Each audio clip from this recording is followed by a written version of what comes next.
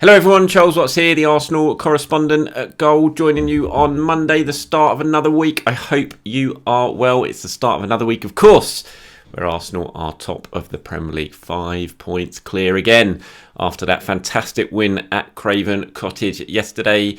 Another one of my usual video apologies to start off with. Apologies I didn't get to do my player ratings after the match yesterday, but there was loads going on. Went running off to the mix zone, was hoping to speak to Gabriel Jesus. We all were. He went out, did the warm down with the substitutes, came back. It was too late to do it by then because they had to get on the team coach. So we got Leandro Trossard, but I spent a lot of time waiting around in the mix zone, hoping to speak to Jesus, and we didn't get to do it. And that kind of denied me time to do a video afterwards because I had lots to write as well. So yeah, apologies for that. But we will talk about Fulham today. I'll give my player ratings in this video, and yeah, just a nice comfortable afternoon's work. It feels like every Arsenal game recently has been stressful and going right to the last minute, and it was just nice to be able to sort of breathe yesterday, watch that game, enjoy it. I could write everything in the second half, knew I could just press basically send on the full-time whistle and there wasn't going to be any danger of last-minute goals or anything like that. It was just a nice, comfortable afternoon on the banks of the River Thames. What more is there that you can ask for? Brilliant from Arsenal in that first half. Absolutely blew Fulham away.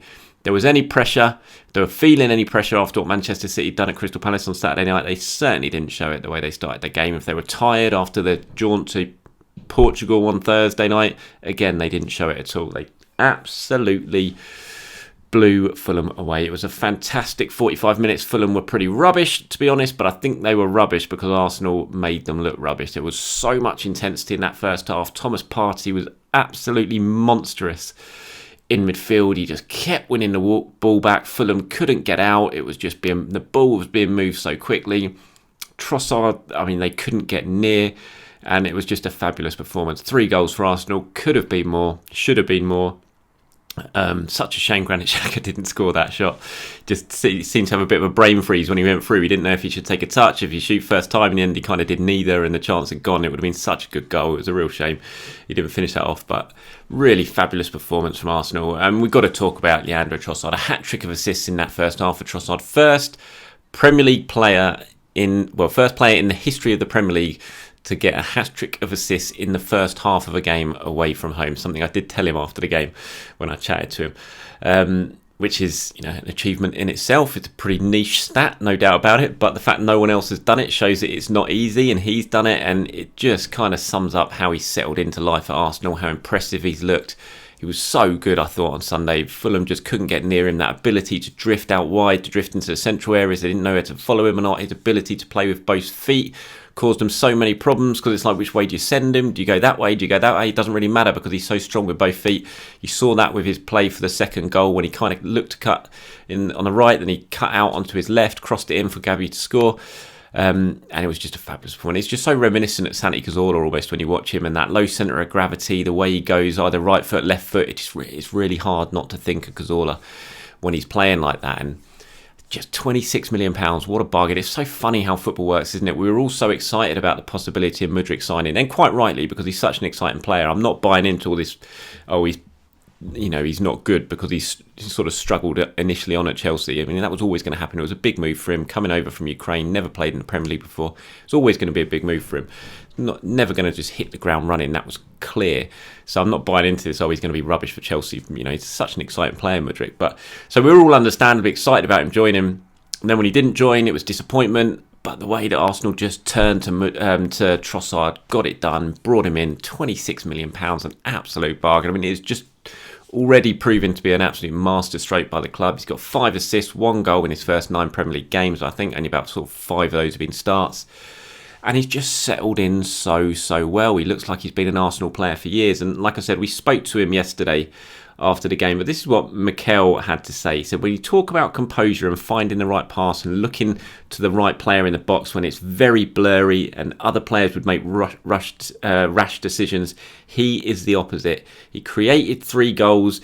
He could have scored 2. I think he was really impressive. Not only that, he had an injury only a few days ago, and injury could have taken him a week or 10 days to recover, but he was willing to come back early. The physios and doctors did really well, and that changes things in the team. We needed him today, and his contribution was superb. And it certainly was superb. And like I said, I spoke to him after the game. A few of us went down into the mix zone and we got a chat with him, asked him about a few things. And in terms of how he settled, he said, to be honest, they have made it easy for me. It's such a good group. They let me feel so welcome from my first day, and it felt directly like home. That it is much easier for a new player to adapt to a new team when that happens. The manager also helped me a lot. I'm a tactical player, and they are also good on the ball as well, so it's easier to adapt. I'm feeling great now. And it just looks perfectly at home, doesn't he? I said at the time, it just felt right. When that transfer happened, when Arsenal moved for Trossard, once they failed to get Mudryk, it just felt right. It just looked like such a smart piece of transfer business, and it's exactly how he's proven. He's just slotted in so well. He's provided Arteta with so many more options than he had because he can play across the front line, and he just looks an absolute class apart, and he's been such a really clever addition. Like I said, a bargain at £26 million, a masterstroke when it comes to what the club have done. And it could end up being the decision that wins them the title. We'll have to wait and see. There's a long way to go. Still 11 games, 33 points to play for. The gap obviously is only 5 points over Manchester City. But if Arsenal do go on and win the title, they'll look back on that Trossard signing in January, and it would be such a huge moment if they can go on and do it. And you know, they could have licked their wounds. They could have felt sorry for themselves after missing out on Mudryk. But the way they swiftly turned to their plan B, it's just proven to be an inspired decision. And yeah, it's going to be interesting now what Mikel does, doesn't it? Because suddenly you've got Jesus back, who came on and looks barely like he'd been away yesterday. Should have scored, of course. So that's how the Jesus you remember, isn't it? Missing good chances when he went through. But just his impact, the way he came on, that little touch for Vieira, and then the run, you know, it just looked like classic Jesus.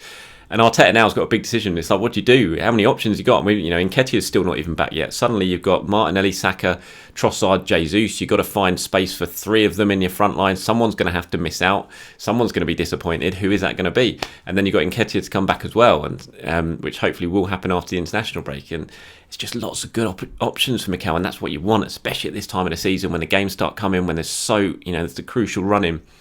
It's a really good position to be in. And we spoke to Trossard and we asked him, are you going to relish this competition now Jesus is back? Because obviously it's going to put your place in the team under threat. And he said, I relish it a lot. I had already had it here when I arrived. It's not like I went straight into the starting 11 from the first week. I had to fight for it. I think we have such a good group and competition is that high. As you've seen in the last few weeks, we need everyone to win games. That's what it's all about, and that's how we can win things. Gabriel's a top player. He's contributed a lot already for Arsenal. You can see his presence. He makes other players better. We need everyone, and it's great to have him back. We just want to move forward into the next game. And Mikel was speaking about it in his press conference after the match yesterday, that sort of the options he's suddenly now got to have and how he's going to have to leave players out. And he was kind of laughing about it. It's like, look, it's a good position to be in. And when you've been in the position that he has been without Jesus for so long and scrambling around trying to find players to play in the front line because of other injuries, suddenly it's a complete opposite. And that's what you want as a manager. It's why you go out in the transfer window and you try and improve your squad so you have these options available and so your bench is really strong and players can come on and make an impact. And that's where Arsenal are right now. And I think of all the promising things we saw yesterday, and there was lots of them, I think just that strength in depth, that ability, Vieira coming on, who's looking miles better now as the season progresses. Smith Rowe didn't even get off the bench. Jesus coming on, Nketiah to come back. Suddenly those options to change the game, there's lots and lots of them there, and that's a great position for Arsenal to be in. Player ratings. We'll talk about player ratings now, shall we? Quickly before I move on. As you can imagine, there's lots of good ones. Ramsdale was the only player I gave a 6, and he made a really good save in the second half. Ramsdale, fair play to him, but there was a couple of nervy moments in the first half where you suddenly had your heart in the mouth a little bit when he had the ball at his feet. But other than that, he didn't really have much to do. Like I said, he made one really good save. Maybe I could have given him a 7, but just given him a 6.